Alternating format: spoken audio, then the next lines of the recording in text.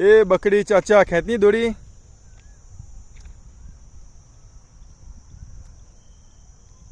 बहुत ताकत लगा रही है भाई। ऐसा वेल निकलने की है क्या? दिख नहीं रही है, कहाँ है? तो खींचनी भोसड़ी के शांति रे, डोरी के बूटा नहीं देखने नजदीक आ, ये डोरी खींचा रही है उसका बूटा। हाँ डोरी खींच लिए तो मच्छी खेतने चोदू, उतना टाइम वेस्ट मत करना। ये भी चली जाएगी। चल बहुत स्पीड में भाग रही है, बहुत ताकत लगा रही है। तू नखरे मत कर यार, जल्दी खेच। मार लेला भोसड़ी के, ये देखनी ताकत तो देख, डोरी देख मेरी कितनी। हाँ तो डोरी किसानों के खत्म हो जाए तेरा सीन हो जावे। ए सुल्तान दे लगा देख इसको। ये लोड़ा पतंग चढ़ रहा है, देख बकरी कौन जती रहे वो बार पकड़ली है उसने, देख जती रहे खेली पाती। जाओ डब्बा ऊपर ले ले, इधर ले ले। जाओ इधर ले ये आगे वाला ला। ऊपर डोरी देखनी, इधर काले काले काले इधर काले खेच लिए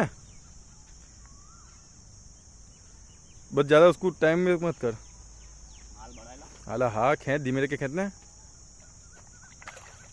खींच खींच खींच खींच, निकाल निकाल निकाल। भोसड़ी के छटक जाती है।